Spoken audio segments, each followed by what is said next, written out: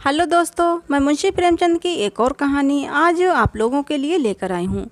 इस कहानी को पूरा एंड तक सुनना। कहानी अच्छी लगे तो प्लीज़ इसे एक लाइक और हमारे चैनल को सब्सक्राइब जरूर कर लेना, ताकि ऐसी ही मनोहर और सुंदर कहानियाँ आपको मिलती रहें। चलिए बढ़ते हैं कहानी की तरफ। भगवान भला करे लल्लू जी की माँ का, जिनके बल पर हर प्रकार का आराम है।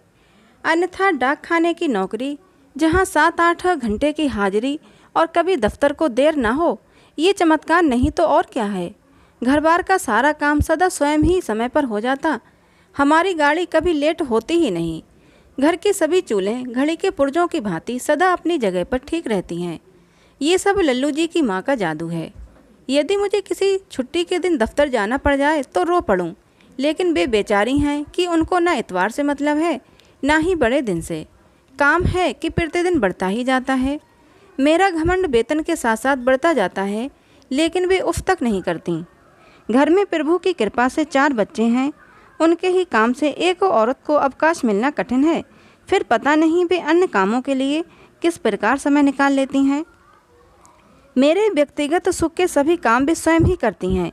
जाड़े में सुबह सुबह गर्म पानी मौजूद, हजामत का सामान अपनी जगह तैयार, पूजा के बर्तन साफ, पॉलिश किए हुए जूते, अर्थात कहीं से उंगली रखने का कोई अवसर न मिलता।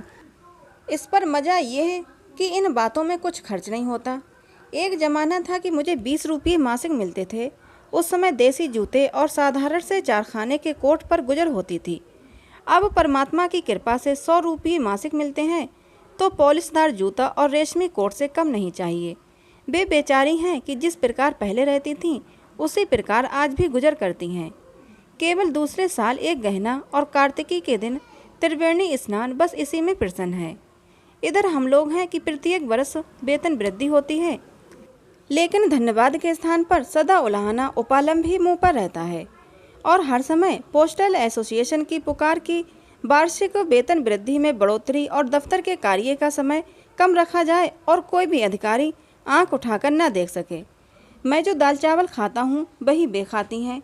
ईश्वर की देन है, उन्हें संतोष रहता है और मुझे असंतोष और अधीरता। मैं पूरा का पूरा वेतन लल्लू जी की माँ के हाथ में ही दे देता हूँ, और मुझे वो सुख सुविधा मिलती है जो 300 रुपये के अफसर को भी नसीब न हो। अतिथि भी प्रसन्न रहते हैं और सभी संबंधी भी संतुष्ट हैं। सच पूछिए तो जितना काम वे करती हैं वो 100 रुपये से अधिक का होता है। साहब लोग अपने बच्चों के लिए 15-20 रुपये मासिक पर आया रखते हैं, लेकिन उनको वो आराम और प्यार नसीब नहीं होता जो मेरे बच्चों को है। यदि मैं एक बावर्ची रखूं तो कम से कम 10 रुपये मासिक और भोजन देने पर भी इतना अच्छा खाना नहीं बना सकता। इस पर यह मज़ा कि सदा खर्च में किफ़ायत दृष्टि में रहती हैं। यदि मैं 15 रुपये मासिक पर अपने लिए एक बैरा रखूं तो भी वो इतनी देखभाल और रखरखाव नहीं कर सकेगा। फिर बच्चों के कपड़ों की सिलाई ही 10-15 रुपये मासिक की हो जाती है। झाड़ू बर्तन की नौकरानी ही 10-5 रुपये मासिक ले जाती। अर्थात चाहे जो हिसाब लगाइए, यदि मेरा लगभग समस्त वेतन भी नौकरों को भेंट कर दिया जाए तो भी इतना आराम नसीब नहीं हो सकता जितना कि इस भागवान के रहने से उपलब्ध है। इसे अंग्रेजी शिक्षा का प्रभाव समझिए या अखबार पढ़ने अथवा बड़े बड़े नेताओं के भाषणों का परिणाम। प्रायः मेरे मन में आता है कि अपने जीवन साथी से इतनी मेहनत कराना भारी अत्याचार है, और वास्तव में एक औरत का इस सीमा तक काम करना अन्याय है। लेकिन वो बेचारी अपने मुंह से कुछ कहती नहीं। संभवतः उनके मन में कभी विचार ही नहीं आता। मेरे मन में कभी कभी उफान सा उठता है कि एक मेहरी या नौकरानी रख दूं तो शायद उन्हें कुछ आराम मिले। वास्तव में बहुत तो स्वार्थीपन की बात है कि मैं तो बाबू बना हुआ हर प्रकार का आराम उठाऊं और घर की देवी नौकरानी की भांति दिन भर काम ही करती रहे। लेकिन जब कभी देवी जी से इसकी चर्चा होती है तो वे सदा हंसकर टाल देती हैं। क्यों बेकार में खर्च बढ़ाओगे? मैं कुछ पढ़ी लिखी तो हूँ नहीं जो दिन भर पलंग पर लेटी रहूँ या सुबह शाम पार्क की सैर को जाऊँ। जिस तरह काम चलता है चलने दो। यदि मैं दबाव में देता हूँ तो वे कहने लगती हैं, मैं तो मना नहीं करती, मेहरी रख लो। मेरे समय से पहले तो सदा एक नौकरानी घर में रही। मुझे वही समय याद आ जाता है। बुढ़िया नौली के बाद घर में कोई नौकरानी नहीं रही। भगवान भला करे, उसकी कमर झुक गई थी, लेकिन मरते दम तक अकेली ही सारा काम करती रही। सदा सेवा ही की, स्वयं कभी बीमारी तक में कोई सेवा न ली। उस पर मज़ा ये है कि केवल 1 रुपया वेतन और सिर्फ खाने पर, और वो उम्र भर का वेतन भी मरने के बाद घर में ही छोड़ चली। माँ से अधिक सेवा करने वाली, दुख दर्द बांटने वाली। अब ऐसे नौकर कहाँ मिलते हैं। क्या समय था। अतल्यप वेतनों पर भी लोग संपन्न थे। इसके प्रतिकूल आजकल वो समस्या है कि आय और व्यय दोनों में वृद्धि, उस पर भी हर समय असंतोष। पहले प्रत्येक वस्तु सस्ती थी। लट्ठा और उत्तम मलमल 4 आने गज, अच्छी मिठाई 5-6 आने सेर। अब खर्च दोगुना हो गया है, मगर वो बात ढूंढे नहीं मिलती। भगवान करे वो समय एक बार तो पुनः आ जाए, चाहे थोड़े ही समय के लिए हो, लेकिन एक बार तो टके सेर भाजी और टके सेर खाजा बिक जाए। अब मैंने किसी आवश्यकता के कारण नहीं और न किसी के कहने पर, बल्कि अपनी इच्छा से, फैशन की दृष्टि से एक मेहरी रखने का संकल्प कर लिया। लेकिन ये संकल्प रास नहीं आया। हर बार नई मुसीबतों से दो चार होना पड़ा, और आराम तो एक और चिंता ही चिंता रही। प्रतिदिन बर्तनों और कपड़ों का गुम होना आरंभ हुआ। खर्चे अत्यधिक बढ़ गए। यदि पहले 10-15 रुपये के घी में काम चल जाता था, तो अब 25 का लगने लगा। नौकरानी है कि हर समय अपने पिछले स्वामी की बड़ाई का गीत गाती रहती है। वहाँ ये होता था, वो होता था। इस प्रकार घी पतनालों में बहाया जाता था, दूध से बर्तन धुलते थे, ये मिलता था, वो मिलता था। अर्थात आराम कम और खर्च अधिक हो गया। हर समय की भकझक ऊपर से और। पहली नौकरानी जो मिली उसकी अवस्था 20-22 बरस की रही होगी। आप उसे रूपसी नहीं कह सकते, लेकिन शिष्ट अवश्य थी, और उसकी आंखों में एक प्रकार की चमक भी थी। यद्यपि कोई विशेष बात नहीं हुई, लेकिन देवी जी को शिकायत ही रही। वो कहती कि मैं अब दफ्तर देर से जाता और शीघ्र लौट आता हूँ, लेकिन मैं पूरे समय दफ्तर में ही रहता। डाक खाने की नौकरी में देरी और जल्दी कैसी। दूसरी शिकायत ये हुई कि मैं जमुना, ये नौकरानी का नाम है, की ओर बहुत देखता हूँ और हर समय उसी से बातें करता रहता हूँ, लेकिन मुझे कोई असामान्य बात नहीं लगी। लेकिन जब शिकायत बढ़ते बढ़ते कष्ट और शोक तक जा पहुँची, तो मैंने अंततः उसे नौकरी से निकाल दिया।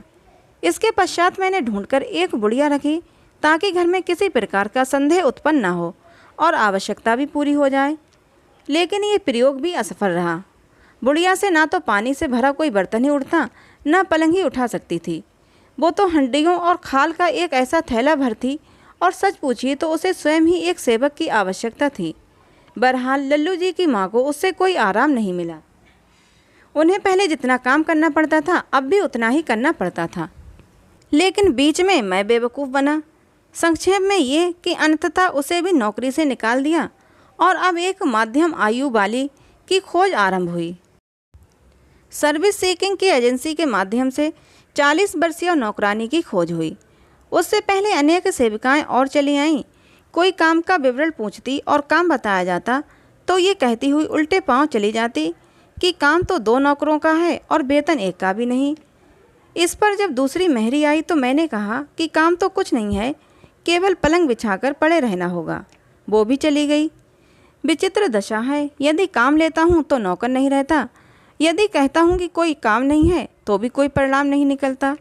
खैर, हफ्ते पखवाड़े की खोज के पश्चात एक और मिली, कि जिस पर न किसी प्रकार के संदेह हो सकते थे और जो कामचोर भी नहीं थी। हर प्रकार से अपनी बुद्धि से भली प्रकार सोच विचार कर उसे नौकर रखा। थोड़े समय में पता चला कि ये औरत जब चाहती अच्छा काम करती, और जब ना चाहती तो कुछ ना करती। ऊपर से ये कि जब जी में आता धृष्टता का व्यवहार करती। एक दिन की घटना सुनिए। देवी जी ने थाली में मिट्टी और मिट्टी में पंजे का निशान देखा, तो उससे पूछा, चंपा, ये थाली तो बहुत मैली है। चंपा बोली, ये तो साफ पंजे और उंगलियों के निशान है। मैं ही क्या, सभी देख सकते हैं। मगर ये मेरी नहीं है। हुमा, ये मेरी बड़ी लड़की का नाम है। की होंगी। लड़के तो इस घर में मिट्टी से खेला ही करते हैं। देवी, अरे चंपा, क्यों इतना झूठ बोलती है। लड़की की इतनी बड़ी उंगलियां कहाँ, बेकार बातें बनाती है और बच्चों को बदनाम करती है।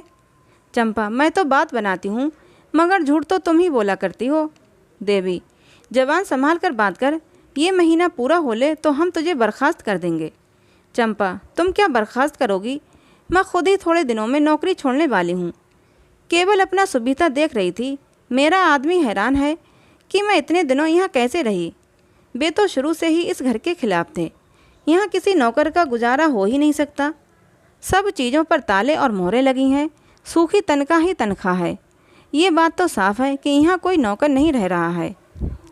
जब मैं शाम को दफ्तर से आया तो मुझे ये बात पता चली। मैंने ये कहकर टाल दिया कि तुमको नौकर नहीं रखना है तो निकाल दो।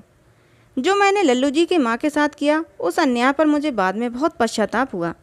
खैर, उस समय तो ये बात आई गई हो गई और मैंने चंपा को समझा दिया और फिर कुछ दिनों तक काम चलता रहा।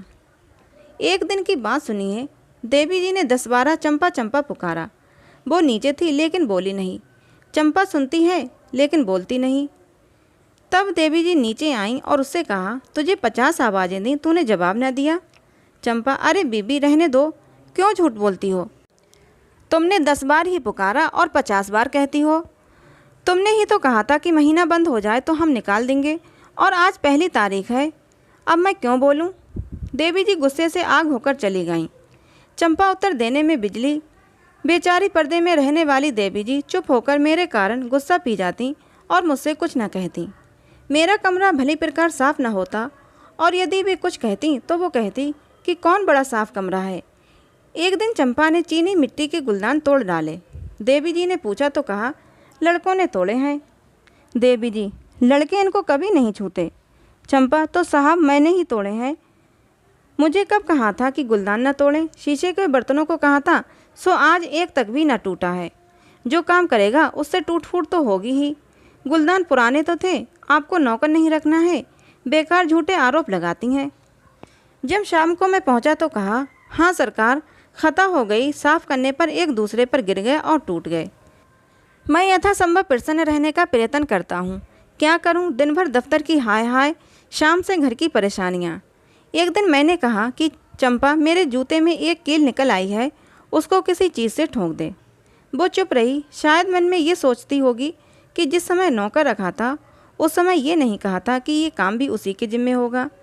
शायद इसी विचार से उसने अपने हाथ नहीं बढ़ाए। मुझे सुबह को कील वैसी ही मिली तो मैंने उससे पूछा कि तूने कल शाम को जो कील दबाई थी वो रात में फिर निकल आई?